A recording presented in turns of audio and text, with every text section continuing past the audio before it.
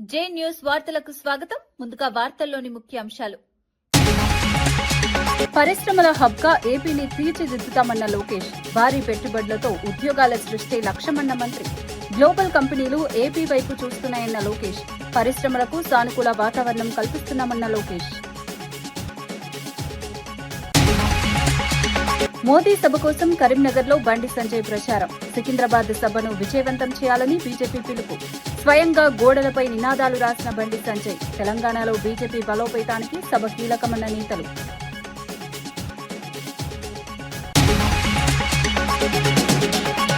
సీతక్క చేతుల మీదుగా విద్యుత్ ఉపకేంద్ర ప్రారంభం. ప్రజా దర్బార్లో గ్రామ సమస్యలు విన్న మంత్రి సీతక్క. 1.46 కోట్లతో నిర్మించిన విద్యుత్ కేంద్రం ప్రారంభం. గ్రామీణ అభివృద్ధికి ప్రభుత్వం కట్టుబడి ఉందన్న సీతక్క. సీఎం కాన్వాయ్ వల్ల ప్రజలకు ఇబ్బంది వద్దన్న రేవంత్. ట్రాఫిక్ నియంత్రణపై డీజీపీ సివి ఆనంద్ సమీక్ష. ప్రజలకు ఇబ్బందులు తగ్గించాలని పోలీసులకు ఆదేశాలు. సీఎం ఆదేశాలతో ట్రాఫిక్ నిర్వహణపై ప్రత్యేక దృష్టి.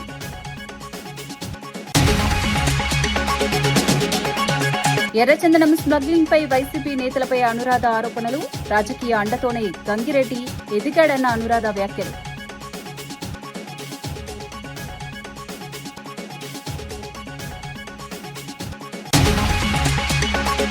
రాష్ట్రంలో పరిశ్రమలకు అనుకూల ఎకోసిస్టమ్ రూపకల్పన సీఎం చంద్రబాబు విజన్ అని మంత్రి నారా లోకేష్ తెలిపారు. గ్లోబల్ దిగ్గజం క్యారియర్ పరిశ్రమ ఏపీకి రావడం శుభపరిణామమని తెలిపారు.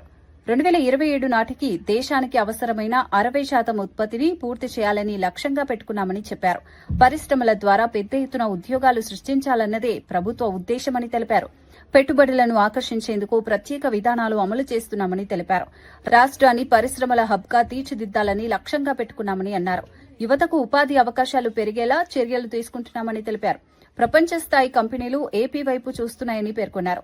పరిశ్రమల విస్తరణతో ఆర్థికాభివృద్ది వేగవంతమవుతుందని చెప్పారు. పెట్టుబడులకు అనుకూల వాతావరణం కల్పిస్తున్నామని తెలిపారు. రాష్ట్ర అభివృద్దికి ఇది కీలక అడుగు అని అన్నారు.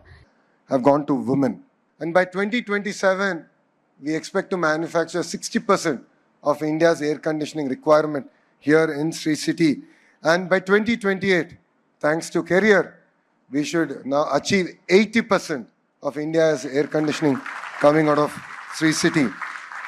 We are a $200 billion economy, aspiring to be a $2.4 trillion economy by 2047. And there's something that my Chief Minister has shown to the world. If he dreams it, he will deliver it. Warangal గడ్డ పోరాటాలకు ప్రతీక అని BRS working president KTR పేర్కొన్నారు. ఇది కాకతీయుల పౌరుషాల గడ్డ, కాళోజీ ఆత్మగౌరవ అడ్డా అని అన్నారు. ప్రొఫెసర్ జయశంకర్ పుట్టిన నేల ఈ ఓరుగల్లు అని గుర్తు చేశారు. ఉద్యమ సమయంలో వరంగల్ ఎలా కదం తొక్కిందో అందరికీ తెలుసునని వ్యాఖ్యానించారు. ఇక్కడ ఏ పని మొదలుపెట్టినా విజయవంతమవుతుందన్న నమ్మకం కేసీఆర్ కు ఉందని చెప్పారు.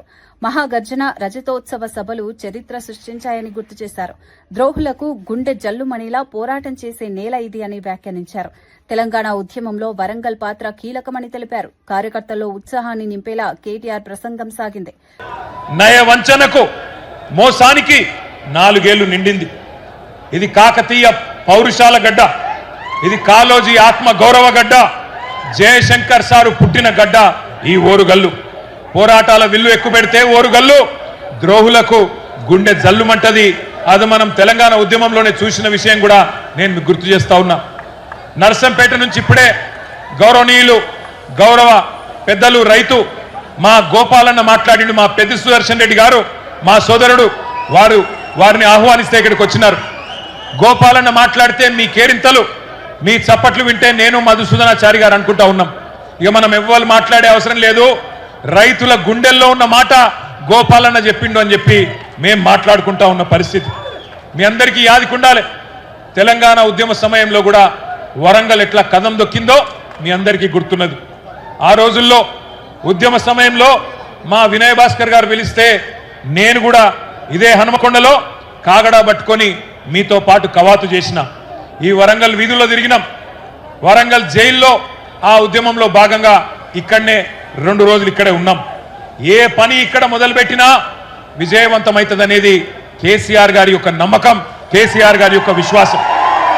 అందుకే మహాగర్జన పెట్టినా, రజతోత్సవ సభ మొన్న ఎల్కతుర్తిలో వరంగల్ అంటుకొని పెట్టినా వరంగల్ ఎంచుకోవడానికి కారణమే మరి మీ మీద ఉన్న విశ్వాసం.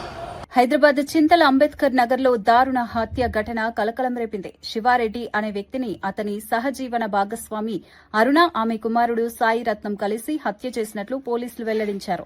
మద్యానికి బానిసై వేధింపులకు గురి చేస్తుండటంతో హత్యకు కుట్ర పన్నినట్లు తెలిపారు. ఎలా చంపాలి అని గూగుల్లో వెతికి పద్దతులు తెలుసుకున్నారని పోలీసులు పేర్కొన్నారు. చికెన్ షాప్ నుంచి కత్తి తెచ్చి నిద్రలో ఉండగా గొంతు కోసి చంపినట్లు వెల్లడించారు. అనంతరం మృతదేహాన్ని కవర్లో చుట్టి ఆటోలో తరలిస్తుండగా పోలీసులకు చిక్కారు. డీసీపీ కోటిరెడ్డి నిందితులను అరెస్ట్ చేసి రిమాండ్కు తరలించినట్లు తెలిపారు. ఈ ఘటన స్థానికంగా భయాందోళనలు కలిగించింది. గూగుల్ను ఉపయోగించి నేరానికి పాల్పడటం చర్చనీయాంశమైంది. కుటుంబ విభేదాలు ఈ దారుణానికి కారణమయ్యాయని పోలీసులు చెబుతున్నారు. కేసు నమోదు చేసి దర్యాప్తు కొనసాగుతోంది. నిందితులపై కఠిన చర్యలు తీసుకుంటామని పోలీసులు స్పష్టం చేశారు. వీళ్ళిద్దరు ఈ మర్డర్ కేసులో ఇన్వాల్వ్ అయినారు. దీంట్లో ఏంటంటే మృతుడు ఎవరైతే ఉన్నాడో శివారెడ్డి ఇక్కడే పనిచేసుకుంటూ గత 10 సంవత్సరాల నుంచి కూడా వీళ్ళు ఒకరికొకరు పరిచయం ఉండటము, దాంతో అతను కూడా వీళ్ళింట్లోనే ఉండటం సాధ్యమైనంత వరకు అతనికి పెళ్లి కాకపోవడం వల్ల వీళ్ళతోటే ఉండి ఒక రిలేషన్ పెట్టుకొని ఉంటున్నారు ఇక్కడ. అయితే అతను ఉండేవాడు మంచిగా ఉండకుండా తాగిన మత్తులో కొంచెం వాళ్ళని బాగా అబ్యూజ్ చేయటము, కొట్టడము, ఫిజికల్గా మెంటల్గా హెరాస్ చేసినటువంటి నేపథ్యంలో ఇద్దరు కలిసి ఇతను ఎలా ఎలిమినేట్ చేయాలనే ఉద్దేశాన్ని ఒక పథకం ప్రకారం చేయడం జరిగింది. దానికి సంబంధించి ఆయన ఏ విధంగా ఇతన్ని చంపొచ్చు అనేది అతను యూట్యూబ్లలో చూసుకోవడము, గూగుల్లో సెర్చ్ చేయడము, అదేవిధంగా కత్తిని కూడా అప్పటికప్పుడు కొనుక్కొచ్చుకోవడము, ఇవన్నీ చేసి వీళ్ళ ఆ బ్లడ్ సైన్స్ బట్టలు అయితేనే వాటిని కూడా కనపడకుండా ఆల్రెడీ పడేసిరా పక్కన కనపడకుండా చేయడానికి ప్రయత్నం చేయడం, ఇవన్నీ చేస్తే ఇమీడియట్ గా మన వాళ్ళు వాటన్నిటిని కూడా ఆ నైఫ్ కానీ ఇక్కడ పెట్టిరా ఒక కత్తి, ఆ కత్తిని తర్వాత దానికి వాళ్ళ బట్టలు బ్లడ్ స్టెయిన్ బట్టలు అన్ని కూడా రికవర్ చేయడం జరిగింది. డీజీపీ సివి ఆనంద్ పోలీసు కమిషనర్లతో వీడియో కాన్ఫరెన్స్ నిర్వహించారు. సీఎం రేవంత్ రెడ్డి ఆదేశాల మేరకు ట్రాఫిక్ నియంత్రణపై పోలీసులకు దిశానిర్దేశం చేశారు. సీఎం ఢిల్లీ పర్యటన నేపథ్యంలో శంషాబాద్ ఎయిర్పోర్టు సమీపంలో వాహనాలను నిలిపివేశారు. అయితే తన కాన్వాయ్ కోసం సామాన్య ప్రజలకు ఇబ్బంది కలిగించవద్దని సీఎం పోలీసు శాఖకు స్పష్టం చేశారు. ఈ మేరకు ట్రాఫిక్ నిర్వహణపై సమీక్ష చేపట్టారు. సమావేశంలో హైదరాబాద్, సైబరాబాద్, మల్కాజ్గిరి పోలీస్ కమిషనర్లు పాల్గొన్నారు. ప్రజలకు ఇబ్బందులు తక్కువగా ఉండేలా చర్యలు తీసుకోవాలని డీజీపీ ఆదేశించారు.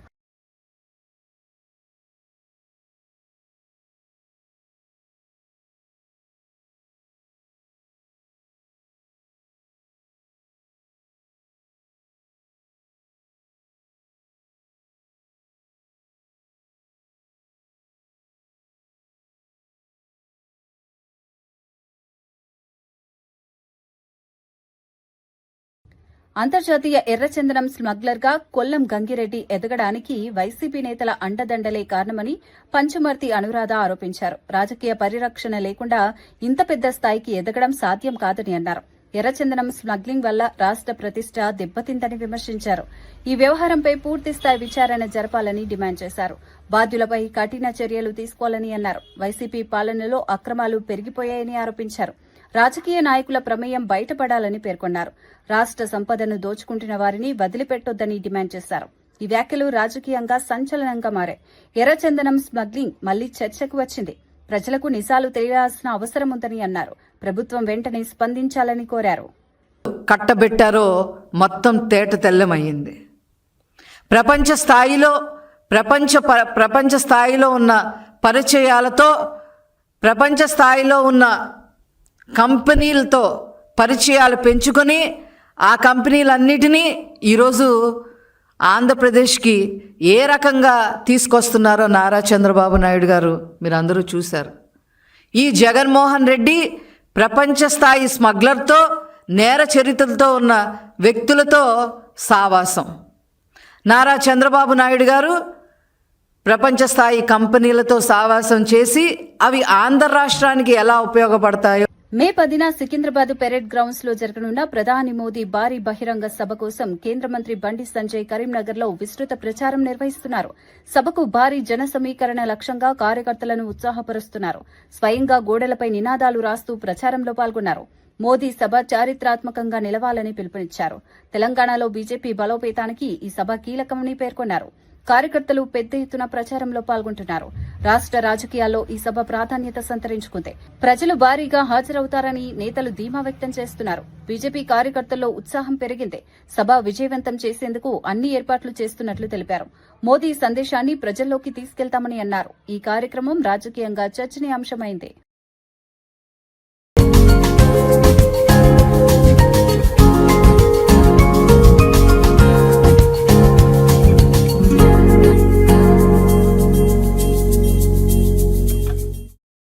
మోడీ గారు మూడోసారి ప్రధానమంత్రి అయిన తర్వాత, ఆపరేషన్ సింధూర్ తర్వాత, 5 రాష్ట్ర ఎన్నికల ఫలితాలు 3 రాష్ట్రాల్లో మనం గెలిచిన తర్వాత వారి మొట్టమొదటి బహిరంగ సభ ఇవాళ భాగ్యనగర్, తెలంగాణ. కాబట్టి ఈ సందర్భంగా వారికి ఘనమైన స్వాగతం పలికాలి. సార్, నెక్స్ట్ తెలంగాణలో కూడా మేము సిద్ధంగా ఉన్నాం. మీ అండదండతో, మీ ఆశీర్వాదంతో మీ రాజ్యం, రామరాజ్యాన్ని తెలంగాణ రాష్ట్రంలో తీసుకురావడానికి మేము సిద్ధంగా ఉన్నాం. ఒక సంకేతం ఇవ్వడానికి ఇవాళ అందరం కష్టపడి పనిచేసి ఈ బహిరంగ సభను విజయవంతం చేసే ప్రయత్నం చేయాలి. నిన్న ఫలితాల తర్వాత తెలంగాణ రాష్ట్రంలో ప్రతి కార్యకర్త రెడీ ఉన్నాడు. ఎప్పుడు 10వ తారీఖు వస్తుందా, ఎప్పుడు నేను పరేడ్ గ్రౌండ్స్ పోయి భారత్ మాతకి జై, జై శ్రీరామ్ నినాదాలతో గర్జించాలి, గాండ్రించాలి, మోడీ గారికి స్వాగతం పలకాలి, మోడీ గారికి అభినందన తెలిపాలని చెప్పి ప్రతి కార్యకర్త కూడా ఇలా జోష్తో ఎదురుస్తూ ఉన్నారు. అందరు స్వచ్ఛందంగా తరలివడానికి సిద్ధంగా ఉన్నారు. కరీంనగర్ జిల్లా నుంచి కూడా మనందరం ఎక్కువ సంఖ్యలో స్వచ్ఛందంగా అందరం కూడా ఈ బహిరంగ సభను విజయవంతం చేసే ప్రయత్నం చేయాలి. తెలంగాణలో కాంగ్రెస్ ప్రభుత్వ రోజులు దగ్గర పడుతున్నాయని బీజేపీ నేత రఘునందన్ రావు అన్నారు. త్వరలో రాష్ట్రంలో బీజేపీ జెండా ఎగురుతుందని ధీమా వ్యక్తం చేశారు. మహబూబ్ నగర్ లో జరిగిన కీలక కార్యకర్తల సమావేశంలో ఆయన ఈ వ్యాఖ్యలు చేశారు. కాంగ్రెస్ ప్రభుత్వం ప్రజల విశ్వాసాన్ని కోల్పోయిందని విమర్శించారు. రాష్ట్రంలో మార్పు కోసం ప్రజలు ఎదురు చూస్తున్నారని అన్నారు. బీజేపీ కార్యకర్తలు కష్టపడి పనిచేయాలని పిలుపునిచ్చారు. కేంద్ర ప్రభుత్వ అభివృద్ది కార్యక్రమాలను ప్రజల్లోకి తీసుకెళ్లాలని సూచించారు. తెలంగాణలో బీజేపీ బలోపేతమవుతుందని పేర్కొన్నారు. రాబోయే ఎన్నికల్లో ప్రజలు బీజేపీకి మద్దతిస్తారని ధీమా వ్యక్తం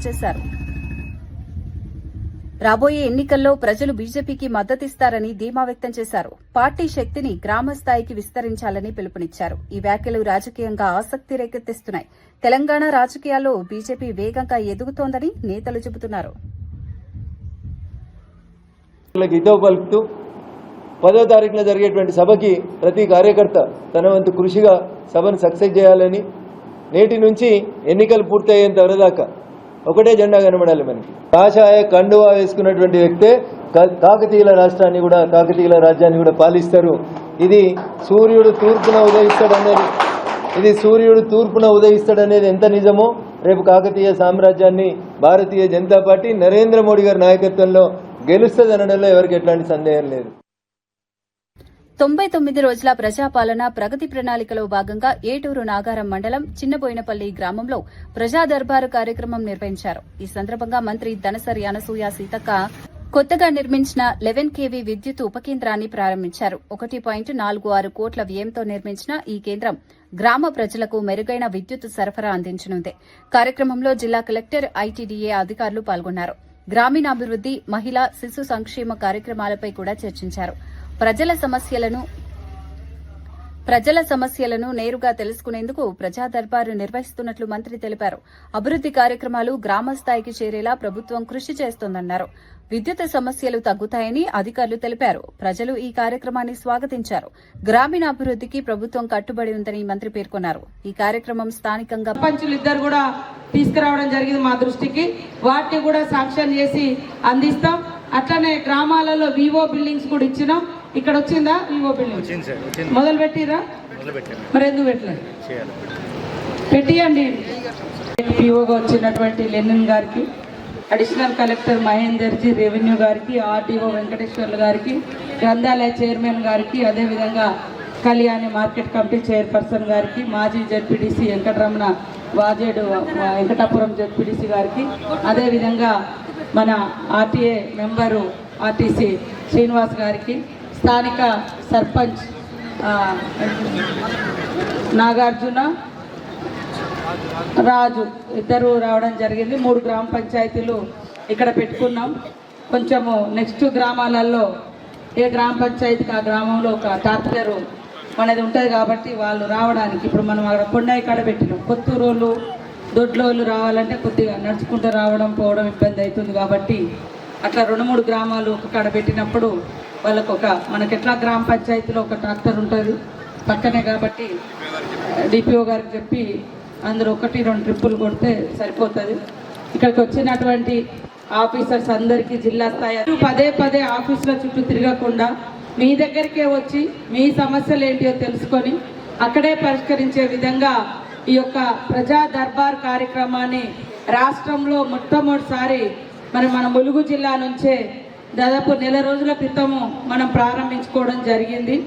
ఈ మధ్యలో కొద్దిగా గ్యాప్ వచ్చినా మనకి ఇటు మల్లూరులో జాతర ఉండడం, కలెక్టరు పిఓ గారు కొంచెం చేంజ్ కావడంతో కొద్దిగా టైం తీసుకున్నాం.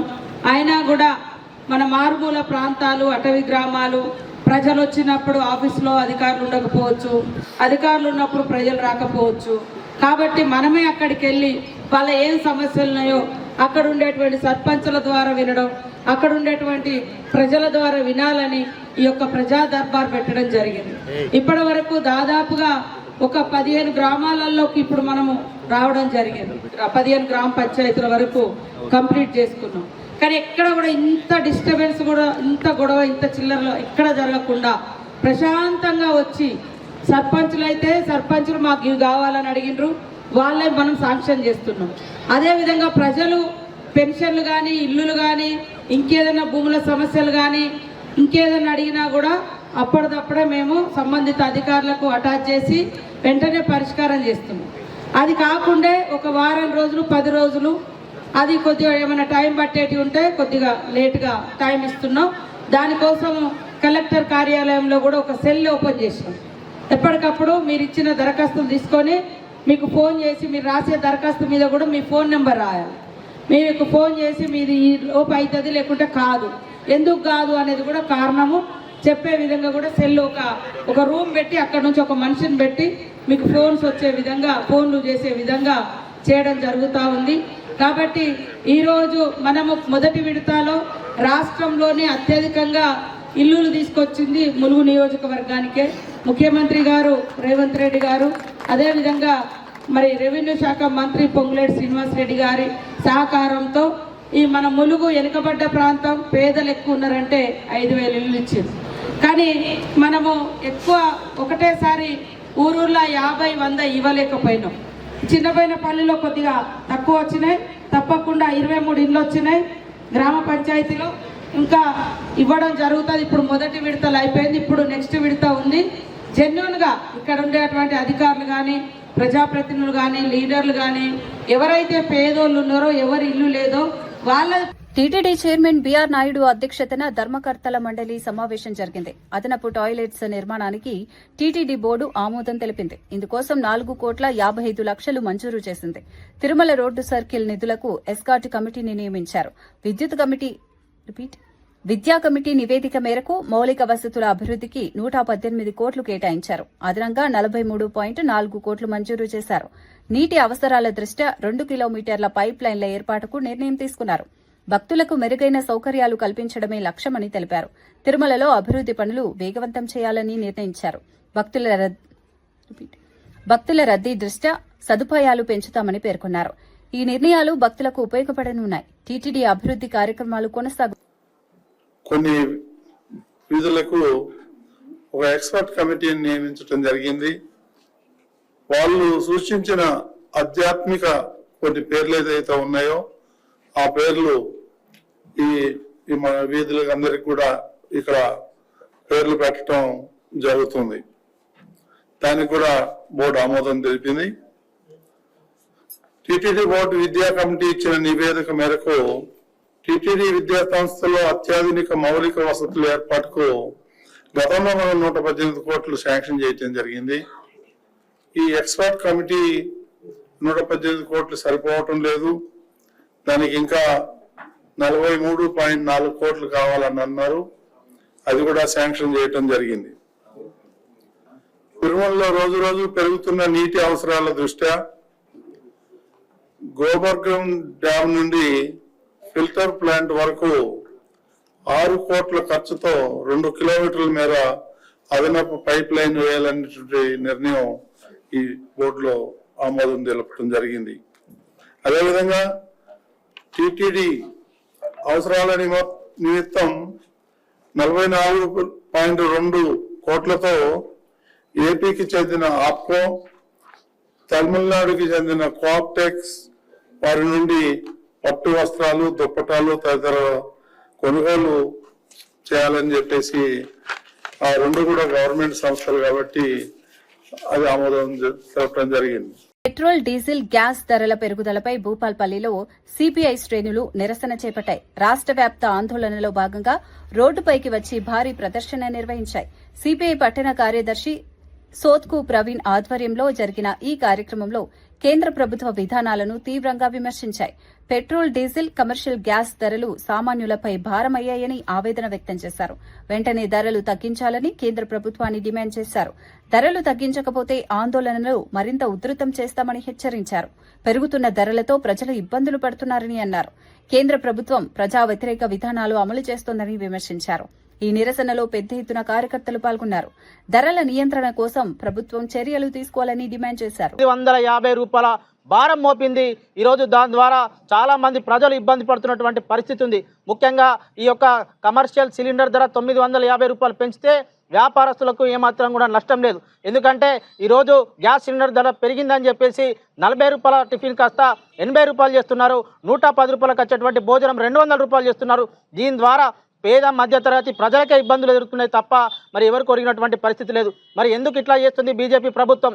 ఈరోజు ఎల్పీజీ సేవలు అందుబాటులో ఉన్నాయి, మేము గ్యాస్ ధరలు పెంచాం, పెట్రోల్, డీజిల్ ధరలు పెంచామని చెప్పేసి మరి తీరా ఎన్నికలు అయిపోయిన తర్వాత ఇది అడ్డగోలుగా పెంచితే పేద ప్రజలు ఏ విధంగా బతుకుతారని ఈ సందర్భంగా తెలియజేస్తున్నాం. మరి ఈరోజు మరి ఆర్థికంగా అంతంత మాత్రాన ఉన్నటువంటి పేద ప్రజలు కానీ మధ్యతరగతుల పరిస్థితి ఏ విధంగా ఉంటుంది? ఈరోజు చేసుకోవడానికి పనులు లేక, నిరుద్యోగం లేక, ఉద్యోగ అవకాశాలు లేక అనేక అవస్థలు పడుతున్నారు. పండించినటువంటి పంటకు కూడా గిట్టుబాటు ధర కల్పించకుండా కేంద్ర ప్రభుత్వం పేద ప్రజలను నడ్డివిరిచేటువంటి పరిస్థితి ఉంది తప్ప ఇప్పటికైనా ప్రభుత్వం పెంచినటువంటి కమర్షియల్ సిలిండర్ ధర కానీ, పెట్రోల్ ధరలు కానీ, డీజిల్ ధరలు కానీ తగ్గించి పేద ప్రజలకు భారం కాకుండా చూసుకోవాల్సిన బాధ్యత కేంద్ర ప్రభుత్వం ఉందని ఈ సందర్భంగా కేంద్ర ప్రభుత్వానికి సిపిఐ పార్టీ తరఫున హెచ్చరిస్తూ మరి పెంచిన ధరలు తగ్గించాలి, ఈరోజు ఉద్యోగ అవకాశాలు ఇవ్వాలి, పండించినటువంటి పంటకు గిట్టుబాటు ధర కల్పించాలి, మీరు ఏదైతే ఎన్నికల ముందు ఇచ్చినటువంటి హామీలన్నీ కూడా నిలుపుకోవాలని ఈ సందర్భంగా సిపిఐ పార్టీగా మేము డిమాండ్ చేస్తున్నాం.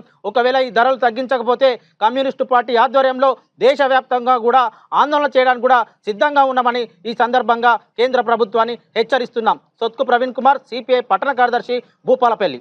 రైతు బంధు నిధులపై కేటీఆర్ చేసిన వ్యాఖ్యలకు ఎమ్మెల్యే నాయిని రాజేందర్ రెడ్డి కౌంటర్ ఇచ్చారు. రైతులను మోసం చేసిన చరిత్ర బీఆర్ఎస్దేనని విమర్శించారు. నకిలీ విత్తనాలు అమ్మింది కూడా బీఆర్ఎస్ నాయకులేనని ఆరోపించారు. బీఆర్ఎస్ నేతలను దండుపాల్యం, చెడ్డీ గ్యాంగ్తో పోల్చడం రాజకీయంగా చర్చనీయాంశమైందే. రైతుల సమస్యలపై చర్చించేందుకు హనుమకొండకు రావాలని కేటీఆర్కు సవాల్ విసిరారు. రైతుల పేరుతో రాజకీయాలు చేయడం మానుకోవాలని అన్నారు. కాంగ్రెస్ ప్రభుత్వం రైతు సంక్షేమానికి కట్టుబడి ఉందని పేర్కొన్నారు. బీఆర్ఎస్ పాలనలో రైతులు తీవ్రంగా నష్టపోయారని ఆరోపించారు. ప్రజలు నిజాలను గుర్తించాలని తెలిపారు. రైతుల సమస్యలను పరిష్కరించేందుకు ప్రభుత్వం కృషి చేస్తోందన్నారు. ఈ వ్యాఖ్యలతో రాజకీయ వాతావరణం మరింత వేడెక్కింది. రైతు అంశంపై మాటల యుద్దం కొనసాగుతోంది.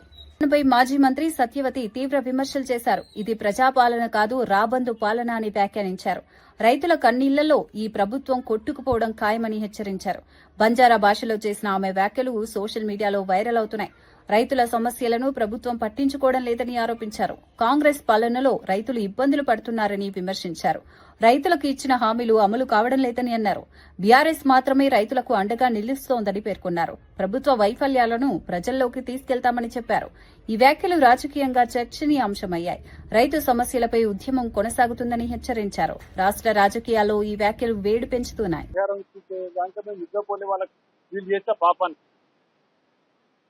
నరసింహమూర్తి టిఆర్ఎస్ నాయకుడు వెంకటాపురం వేల మంది రైతులకు నకిలీ విత్తనాలు అమ్మిన ముఠా ఇది. హన్మకొండ చౌరస్తాకి రా, ఇక్కడనే ఉన్నావు కదా, ఇది ఇంతకంటే ఎక్కువ ఇంపార్టెంట్ ఏం లేదు కదా, ఒక గంట కూర్చున్నావు రా, మీరు అందరు అన్నారు కూర్చున్నావు ఆ ముఠా, నేను చెప్పిన చెడ్డి గ్యాంగ్ అని, నేను చెప్పిన దండపడ ముఠా అని, అది మాకే చెప్తాను. ఆ చౌరస్తాకు రా, లేదంటే వాడిని ఇంటి ముందే పెట్టుకో, నీకు భయం, నువ్వు చౌరస్తాకు రావు. ఎందుకంటే వరంగల్ చేసిన అన్యాయం అంతా ఇంత కాదు, నువ్వు చేసింది. నీకు నిజంగానే ఒక ఛాలెంజ్ చేస్తాను నీకు. నీ అయ్య చెప్పినట్టు దళితుని ముఖ్యమంత్రి చేస్తా అన్నావు కదా, అది మళ్ళీ చెప్పు, నువ్వు నీకు చేతనైతే. పొద్దుగా లేతే బోకర్ మాటలు తప్ప నీకు వేరే పని ఉన్నదా? అసలు ఏమన్నా ప్రజలు ఏమైనా అనుకుంటారు, ఏమైనా ఇది ఉన్నది అని చెప్పి ఆలోచన ఎంతమంది ఉన్నదా? నోటికి ఏదొస్తుంది, ఎవడో ఫిఫ్త్ రాసితో తలమాసినాడు వాడు పక్కన చదువుతాడు. ధర్ని పేరు పెట్టుకొని ఎన్ని దండాల నాయన మీకు చేస్తుంది. ప్రభుత్వ whip NM Srinivas Reddy CLP కార్యాలయంలో ప్రెస్ మీట్ నిర్వహించారు. రాష్ట్ర రాజకీయాలు, ప్రభుత్వ కార్యక్రమాలపై కీలక వ్యాఖ్యలు చేశారు. ప్రజా సమస్యల పరిష్కారానికి ప్రభుత్వం కట్టుబడి ఉందని తెలిపారు. ప్రతిపక్షాల విమర్శలకు సమాధానాలు ఇచ్చారు. సంక్షేమ కార్యక్రమాలను ప్రజల్లోకి తీసుకెళ్తామని పేర్కొన్నారు. కాంగ్రెస్ ప్రభుత్వం అభివృద్ది దిశగా ముందుకు సాగుతోందని అన్నారు. కార్యకర్తలు ప్రజల మధ్య ఉండాలని సూచించారు. ప్రతిపక్షాలు చేస్తున్న ఆరోపణలు అవాస్తవమని విమర్శించారు. ప్రజల విశ్వాసం కాంగ్రెస్ ప్రభుత్వంపై ఉందని తెలిపారు. రాబోయే రోజుల్లో మరిన్ని అభివృద్ది కార్యక్రమాలు చేపడతామని పేర్కొన్నారు. రాజకీయాల్లో పారదర్శకత అవసరమని అన్నారు. ఈ ప్రెస్ మీట్ కు రాజకీయ ప్రాధాన్యతకు నెలకొంది. 6,000 నుంచి 8,000 మంది రైతులు చనిపోతే ఏ ఒక్క రైతును కూడా మీరు ఆ కుటుంబాన్ని పరామర్శించలే. ఆ రోజు రాహుల్ గాంధీ గారు ప్రతిపక్ష పార్టీలో పిసిసి అధ్యక్షులుగా రేవంత్ రెడ్డి గారు రైతులకు ఒక భరోసా కల్పించాలని ఒక ఆలోచనతోని రాహుల్ గాంధీ గారు వరంగల్ రైతు మీటింగ్ పెట్టడం జరిగింది. రైతులకు ఒక భరోసా ఇవ్వడం జరిగింది. మీరు పండించిన పంటకు గిట్టుబాటు ధర లేక ప్రకృతి వల్ల పంట నష్టాలు జరుగుతూ ఉంటే మీరు అప్పుల పాలు అవుతా ఉన్నారు, ఆత్మహత్యలు చేసుకుంటున్నారు. కాబట్టి రైతులకు ఒక భరోసా ఇవ్వాలని చెప్పి ఆ రోజు రైతు డిక్లరేషన్ వరంగల్ నుంచి రాహుల్ గాంధీ యొక్క ఆధ్వర్యంలో చేయడం జరిగింది. తదనంతరం రాష్ట్రంలో గాంధీ కుటుంబం అంటే ఒక నమ్మకం. గాంధీ కుటుంబాన్ని నువ్వు విమర్శించినంత మాత్రాన పెద్ద రాజకీయ మొగోడవైతాం అనుకుంటే అది భ్రమ. ఇలా గాంధీ కుటుంబాన్ని విమర్శిస్తే నువ్వు రాజకీయంగా కన్మరుగాక తప్పదని చెప్పి నేను మాట్లాడుతూ ఉన్న పత్రిక ముఖంగా. ఆ రోజు మన తెలంగాణలో తెలంగాణ రాష్ట్రం గురించి తెలంగాణ ఉద్యమం ఉవ్వెత్తున సాగుతున్న సందర్భంలో మీ కుటుంబం అంతా గాంధీ కుటుంబం దగ్గర ఆ మాట మాట్లాడొద్దు, కానీ వారి దగ్గర మొరబెట్టుకున్నదంతా తెలంగాణ ప్రజలు ఎవరు మర్చిపోలే. వచ్చిన తెలంగాణను ఒక కుటుంబ పాలనగా, ఒక నియంత్రిత పాలనగా, దౌర్జన్యంగా, దుర్మార్గంగా ఏ ఒక్క వర్గాన్ని కూడా మీరు పట్టించుకున్న దాఖలాలు లేవు. రైతు సంక్షేమం అంటే గత ప్రభుత్వం గతంలో రాజశేఖర రెడ్డి గారు రైతుల గురించి, రైతు సంక్షేమం గురించి ఆ రోజు రైతులకు ఉచిత కరెంట్ ఇవ్వడం జరిగింది. కేటీఆర్ నిర్వహిస్తున్న రైతు సంగ్రామ సదస్సుతో కాంగ్రెస్ మంత్రులు భయపడుతున్నారని బీఆర్ఎస్ నేత పల్లా రాజేశ్వరరెడ్డి విమర్శించారు. తమ సభకు భారీ స్పందన వస్తుందని తెలుసుకుని అదే సమయంలో కాంగ్రెస్ రైతు సమ్మేళనం ఏర్పాటు చేసిందని ఆరోపించారు. కాంగ్రెస్ సభకు వచ్చిన వారు పార్టీ కార్యకర్తలేనని, బీఆర్ఎస్ సభకు వచ్చిన వారు నిజమైన రైతులని వ్యాఖ్యానించారు. రైతుల కోసం పోరాడేది బీఆర్ఎస్ మాత్రమేనని అన్నారు. కాంగ్రెస్ ప్రభుత్వం రైతు సమస్యలను పట్టించుకోవడం లేదని మండిపడ్డారు. రైతుల కన్నీళ్లతో ప్రభుత్వం నిలవదని హెచ్చరించారు. వరంగల్ ఉద్యమాలకు కేంద్ర బిందువని గుర్తు చేశారు. రైతు సమస్యలపై కేటీఆర్ గలం వినిపిస్తున్నారని పేర్కొన్నారు. రైతాంగానికి అండగా బీఆర్ఎస్ నిలుస్తుందని తెలిపారు. ఈ వ్యాఖ్యలు రాజకీయంగా చర్చనీయాంశమయ్యాయి. ఈ రాష్ట్రంలో, ఈ దేశానికి అన్నం పెట్టిన రైతును కూడా మోసం చేస్తున్న వైనం అడుగడుగున మనకు కనిపిస్తా ఉంది. ఇవాళ రాష్ట్రంలో పండిన పంట పావల వంతు కూడా కొనే పరిస్థితి లేదు. కొన్న రైతం మరి ధాన్యాన్ని ఎక్కడి నుంచి తరలించేటట్టు లేరు. ఏ కళ్ళం దగ్గరికి పోయినా రైతులు కన్నీళ్లు కారుస్తా ఉన్నారు.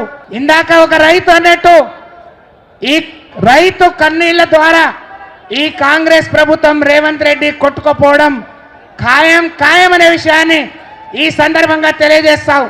రైతు మళ్ళీ నిలదొక్కోవాలి. ఈ వ్యవసాయం పండగ కావాలి, రైతు 3 పూటలు సంతోషంగా తినగలగాలి అని అంటే మళ్ళీ కేసీఆర్ వచ్చే విధంగా కేసీఆర్ రావాలనే ఆలోచనతో కేసీఆర్ గారికి మద్దతునిస్తూ మేము పిలవంగానే ఇక్కడికి పెద్ద ఎత్తున వచ్చిన రైతాంగం మరి ప్రతి ఒక్కరికి నమస్కారాలు తెలియజేస్తూ ఆ రోజు కేసీఆర్ చాలా చక్కగా చెప్పిండు, ఓట్లేసే ముందు ఒక్కసారి ఆలోచించండి, హరి భరి వద్దన్నాడు.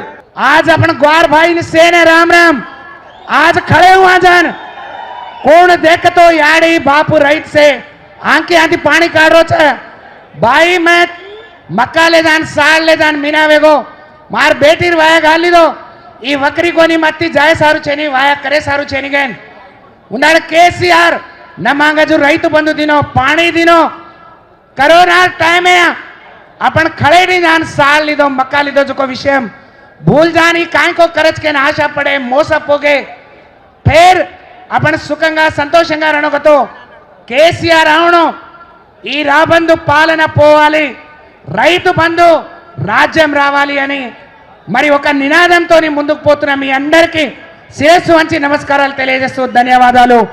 జై తెలంగాణ. ఈనాటి వార్తా విశేషాలు మరో బులెటిన్ లో మళ్ళీ కలుద్దాం. నమస్కారం.